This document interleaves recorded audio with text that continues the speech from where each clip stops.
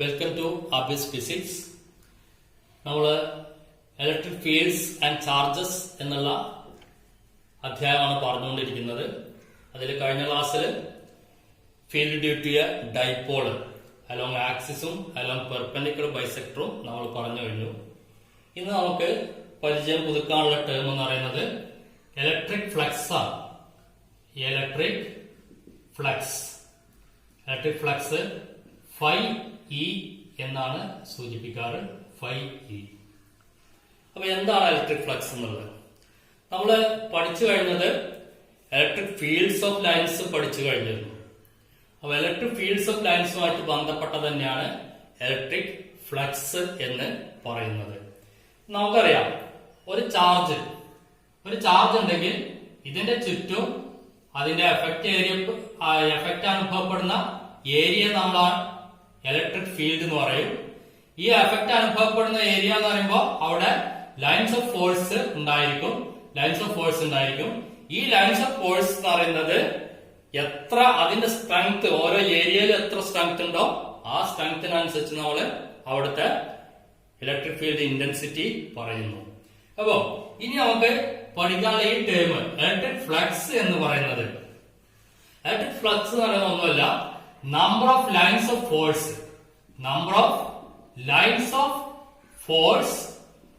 passing normally through an area.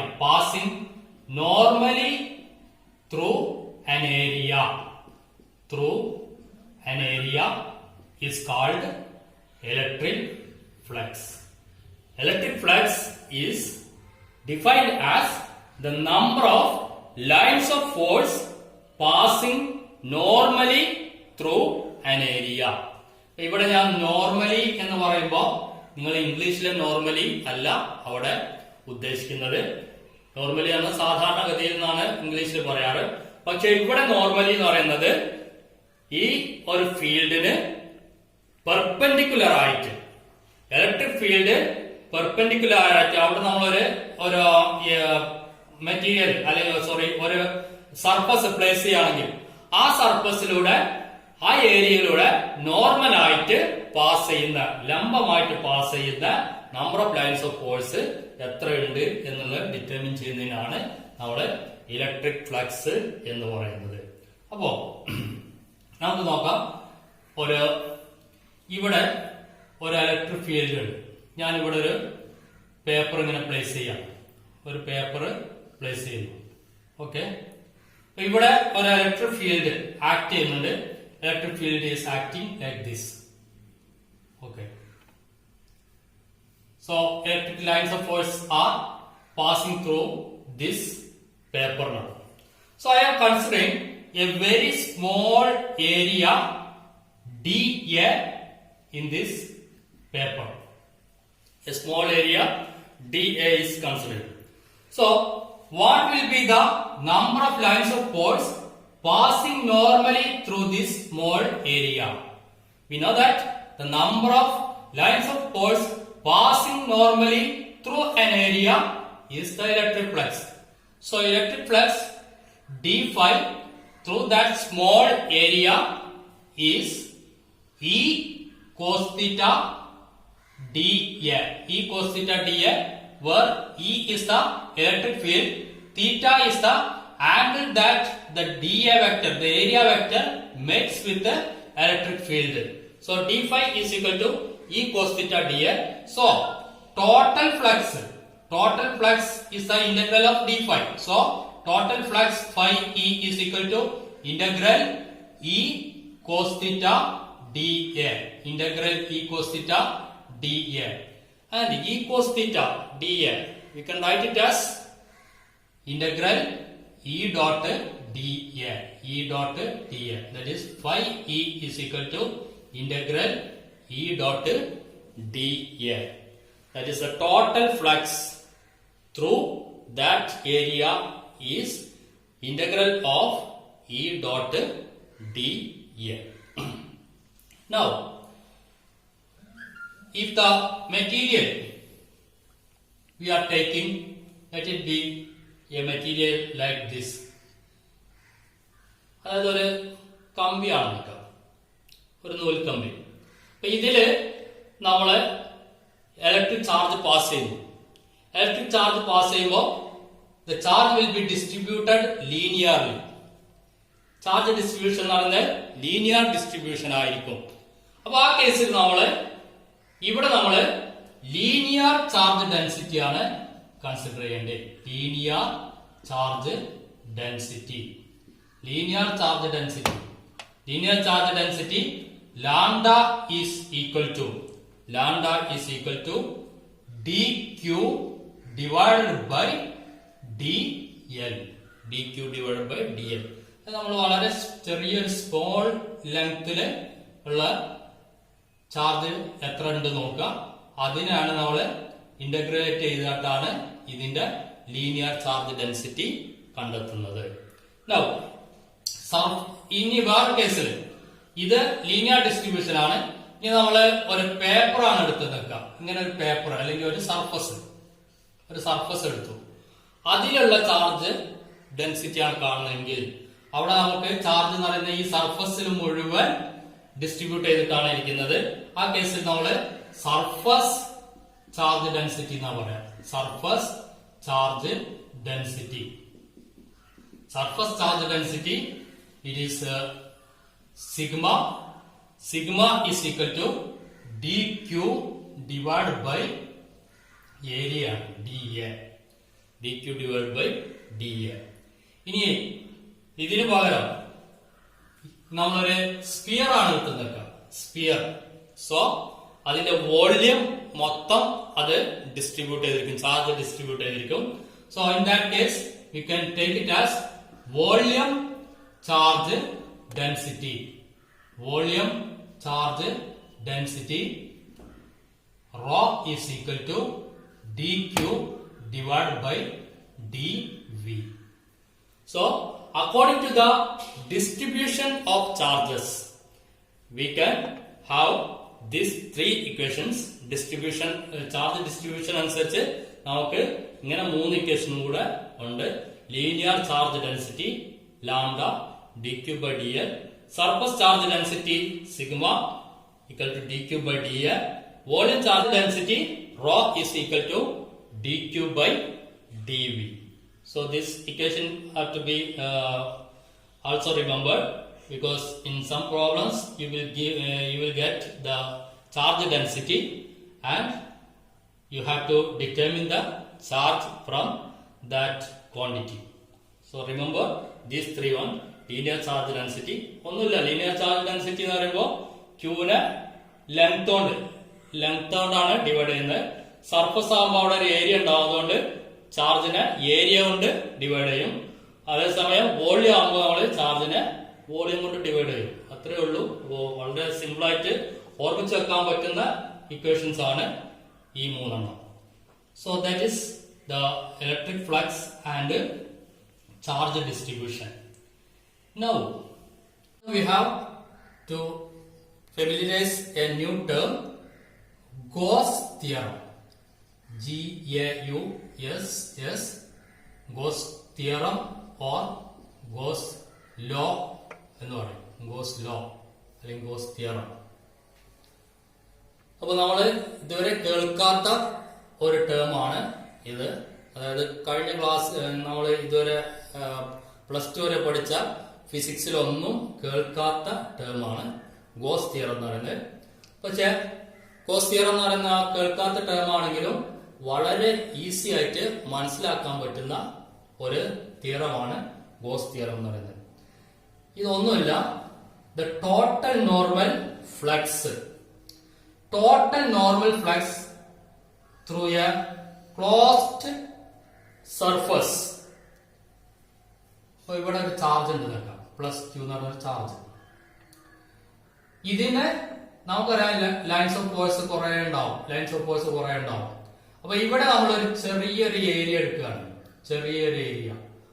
ആ area എടുത്ത് നമ്മള് ഇതിലൂടെ പാസ് ചെയ്യുന്ന ടോട്ടൽ നോർമൽ ഫ്ലക്സ് നോക്കുക. എത്ര ഫ്ലക്സ് അതിലൂടെ പാസ് ചെയ്യുന്നുണ്ട്. അപ്പോ അങ്ങനെ നോക്കിയതിനു ശേഷം നമ്മള് ഇതിലൂടെ മൊത്തം ഈ ഒരു ഏരിയയിലൂടെ മൊത്തം അല്ലെങ്കിൽ ഈ ഒരു സർഫസിലൂടെ മൊത്തം പാസ് ചെയ്യുന്ന ടോട്ടൽ നോർമൽ ഫ്ലക്സ് ഡിറ്റർമിൻ ചെയ്യാം.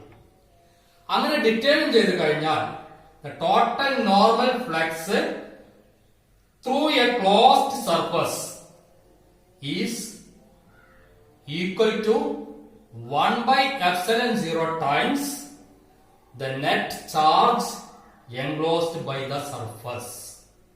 അതായത് ഇങ്ങനെ ഒരു ചാർജ് ഇവിടെ നമ്മൾ വെച്ചിരിക്കുന്നു, ഒരു പോസിറ്റീവ് ചാർജ് ഒരു പ്ലസ് ക്യൂ ചാർജ് പ്ലേസ് ചെയ്തിരിക്കുന്നു.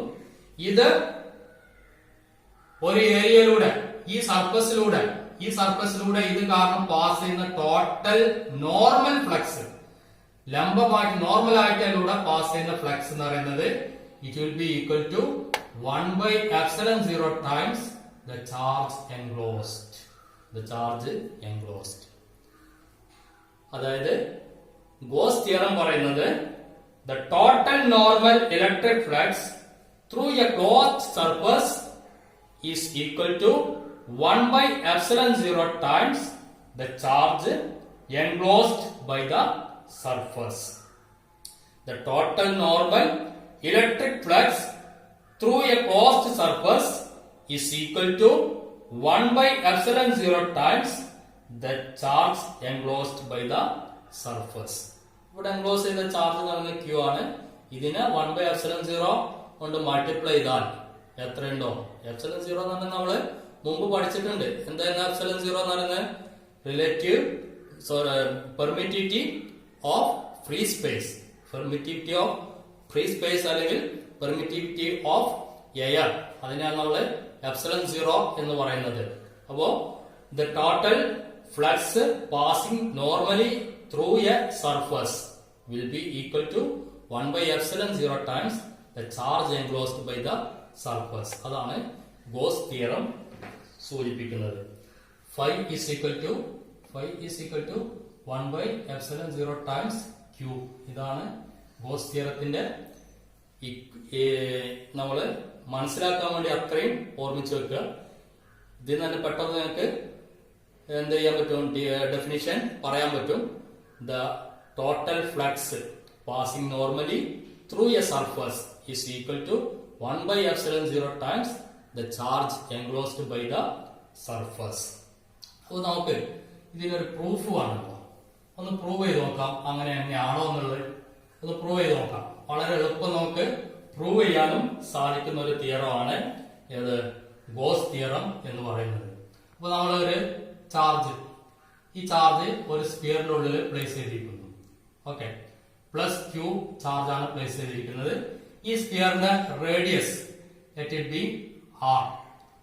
അപ്പൊ എല്ലായിടത്തും ആർ റേഡിയസിൽ എന്തായിരിക്കും? ഇവിടെ ഒരു ഇലക്ട്രിക് ഫീൽഡ് ഉണ്ടാവും, ഇവിടെ ഇലക്ട്രിക് ഫീൽഡ് ഉണ്ടാവും, ഇവിടെ ഇലക്ട്രിക് ഫീൽഡ് ഉണ്ടാവും. എല്ലായിടത്തും ഇലക്ട്രിക് ഫീൽഡ് ഉണ്ട് അല്ലേ?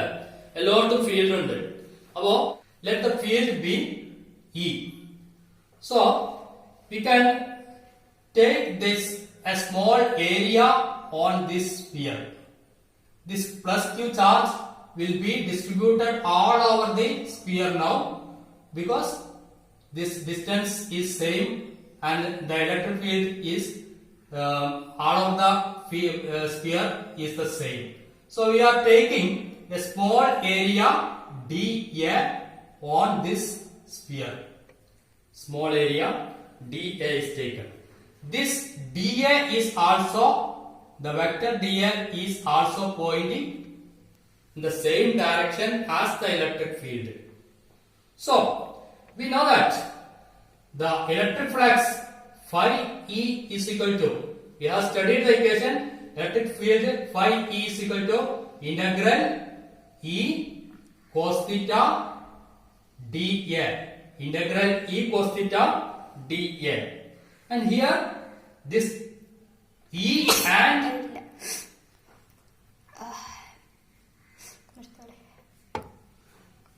phi E is equal to integral E cos theta dA, where theta is the angle between this electric field and the area vector. Now here electric field and area vector are in the same direction. That means theta is equal to 0. theta is equal to 0. So this becomes integral E cos 0. Cos 0 is equal to 1. So this becomes E dA. Or I will write it as E integral dA. Integral dA. And what is E? The electric field intensity E. We have studied. Electric field intensity E is equal to 1 by epsilon 0 Q by R square. That we have studied earlier. E is equal to 1 by 4 pi epsilon 0 Q by R square. And here integral dA. dA is a small area on this sphere. So integral dA means the total area of the sphere. So integral dA is equal to total area of a sphere. What is the equation? 4 pi R square. 4 pi R square. So this phi E, what will be phi E then? Phi E is equal to E 1 by 4 pi epsilon 0 Q by R square into integral dA, that is into 4 pi R square. So here 4 pi R square. The remaining phi E is equal to Q by epsilon 0, that is 1 by epsilon 0 into Q. Gauss theorem ആദ്യം place ചെയ്ത് നമ്മൾ പറഞ്ഞത് the total flux passing normally through a surface is 1 by epsilon 0 times the charge enclosed. അപ്പോൾ അതന്നെല്ലാം നമുക്ക് ഇവിടെ കിട്ടിയത് ശരിയാണ്. അപ്പോൾ നമുക്ക് ഗോസ് തിയറം വളരെ ഈസി ആയിട്ട് പ്രൂവ് ചെയ്യാനും സാധിക്കും. Consider A sphere. In the case of sphere, take a small dA and substitute in the equation phi E is equal to E cos theta dA, and it's substituting the values of E cos theta and integrating dA, we will find that the total flux is equal to 1 by epsilon 0 times the charge enclosed. That means Gauss theorem is proved. So that is about Gauss theorem. അപ്പോൾ നമ്മൾ ഇന്ന് മൂന്ന് കാര്യങ്ങളാണ് നമ്മൾ പഠിച്ചത്. ഒന്ന് electric flux എന്താ പഠിച്ചു, അതേപോലെ ഇലക്ട്രിക് ഫ്ലക്സ് എന്താ പഠിച്ചു, പിന്നെ പഠിച്ചത് ഡിസ്ട്രിബ്യൂഷൻ ഓഫ് ചാർജസ്. അതുപോലെ നമ്മള് ലീനിയർ ചാർജ് ഡെൻസിറ്റി, അതേപോലെ volume charge density, surface charge density ഒക്കെ പറഞ്ഞ ഡിസ്ട്രിബ്യൂഷൻ ഓഫ് ചാർജസ്. ദെൻ മൂന്നാമത് നമ്മൾ പഠിച്ചത് ഗോസ് ലോ. ഇങ്ങനെ മൂന്ന് കാര്യങ്ങളാണ് ഇന്നത്തെ ക്ലാസ്സിൽ പഠിച്ചത്. അടുത്ത ക്ലാസ്സിൽ നമുക്ക് ഈ ഗോസ് തിയറം അല്ലെങ്കിൽ ഗോസ് ലോ വിവിധ സ്ഥലങ്ങളിൽ എങ്ങനെയൊക്കെയാണ് അപ്ലൈ ചെയ്യുന്നത് നമുക്ക് നോക്കാം. Okay, thank you.